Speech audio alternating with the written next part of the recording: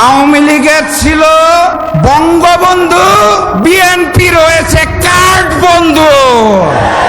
সেই পূর্ববর্তী জালেম আওয়ামী লীগের জায়গা নতুন জালেম বিএনপি নিয়ে নিয়েছে। ওই বঙ্গবন্ধুর বাকশাল টিকে নাই, কার্ড বন্ধুর টাকশালও টিকবে না ইনশাআল্লাহ। ওনার বক্তব্য শুনে মনে হয় বাংলাদেশের স্বরাষ্ট্রমন্ত্রী নয়, ভারতের মুখ্যমন্ত্রী কথা বলছেন। তারা ফ্যাসিস্ট শেখ হাসিনার মতো দিল্লিতে না পালালেও শিলং আর লন্ডনে পালিয়ে যাবে। ভারতীয় আধিপত্যবাদের সামনে মাথা নত হবে না। নারায়ে তাকবীর, নারায়ে তাকবীর, নারায়ে তাকবীর। আপনারা ভালো আছেন তো নাকি? প্রথমেই একটা সুসংবাদ দিয়ে শুরু করব। একটা বিশ্ব রেকর্ড হয়ে গেছে, ওয়ার্ল্ড রেকর্ড।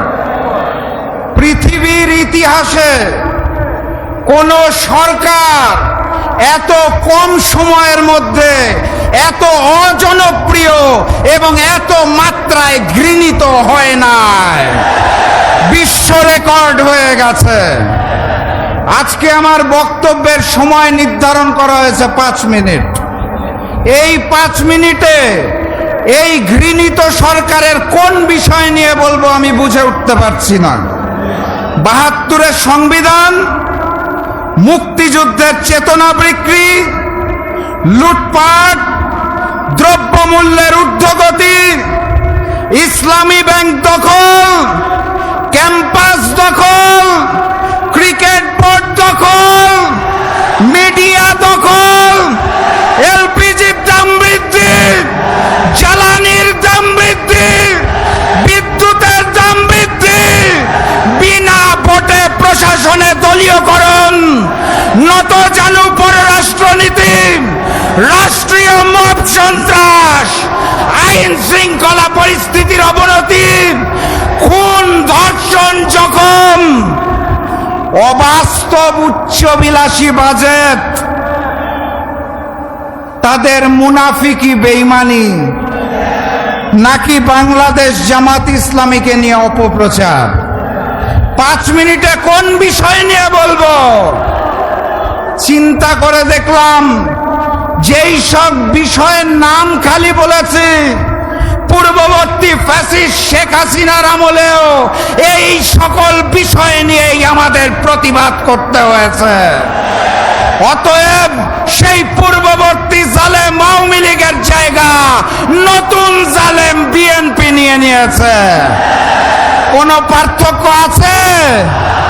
পার্থক্য দেখা যায়? একটা পার্থক্য আছে। আওয়ামী লীগের ছিল বঙ্গবন্ধু, বিএনপি রয়েছে কার্ড বন্ধু। তারা কথায় কথায় খালি কার্ডের ঘোষণা দেয়। মনে রাখবেন, ওই বঙ্গবন্ধুর বাকশাল টিকে নাই, কার্ড বন্ধুর টাকশালও টিকবে না ইনশাআল্লাহ। সংগ্রামী সাথী এবং বন্ধুগণ, আপনাদের এই চট্টগ্রাম বিভাগে একজন বড় নেতা আছে, শিলংয়ে দীর্ঘদিন গুপ্ত ছিল, চিনেন নাকি? পবিত্র সংসদে দাঁড়িয়ে ওনার 4 গাড়ি আর 4 ড্রাইভারের হিসাব দেয়। আইন শৃঙ্খলা পরিস্থিতির হিসাব দিতে পারেন না। শিলংয়ে গুপ্ত থাকা অবস্থায়ও তার অর্থ ফুলে ফেপে কলা গাছ হয়ে গেছে। জনগণ একদিন হিসাব নেবেন। ওনার বক্তব্য শুনে মনে হয় বাংলাদেশের স্বরাষ্ট্রমন্ত্রী নয়, ভারতের মুখ্যমন্ত্রী কথা বলছেন। তিনি তার বক্তব্যের মাধ্যমে সীমান্তের হত্যাকে ভারতের পক্ষে হালাল করে দিয়েছেন। সেই খুশিতে গতকালকেও সীমান্তে একটি হত্যা হয়েছে।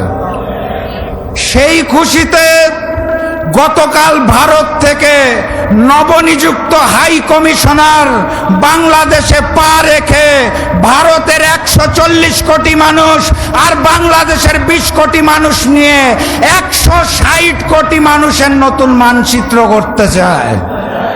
নতুন হাই কমিশনার একই আকাশ, একই বাতাস, একই সীমান্তের গল্প শোনাতে চায়। আমরা স্পষ্ট ভাষায় জানিয়ে দিতে চাই, ফ্যাসিস্ট শেখ হাসিনাকে নিয়ে ভারতের করদ রাজ্য বানানোর জন্য বাংলাদেশকে নিয়ে যে ষড়যন্ত্র করা হয়েছিল, তার ফলাফল হিসেবে শেখ হাসিনাকে দিল্লিতে পালিয়ে যেতে হয়েছে। নতুন জালেমকে নিয়ে যেই এক আকাশ, এক বাতাস, এক সীমান্তর স্বপ্ন দেখছেন, তারা ফ্যাসিস্ট শেখ হাসিনার মতো দিল্লিতে না পালালেও শিলং আর লন্ডনে পালিয়ে যাবে। ভারতীয় আধিপত্যবাদের সামনে মাথা নত হবে না। গণভোটের জনরায়ের আলোকেই জুলাই সনদ বাস্তবায়ন হতে হবে। এটা বীর চট্টলার থেকে হুঁশিয়ারি। আন্দোলনের জন্য প্রস্তুত? নারায়ে তাকবীর, নারায়ে তাকবীর, নারায়ে তাকবীর। দেখা হবে বিজয়ে। বিজয়ের পথে যাত্রা শুরু, জীবন অথবা মৃত্যু। আসসালামু আলাইকুম। সংগ্রামী সমাবেশ, আজকের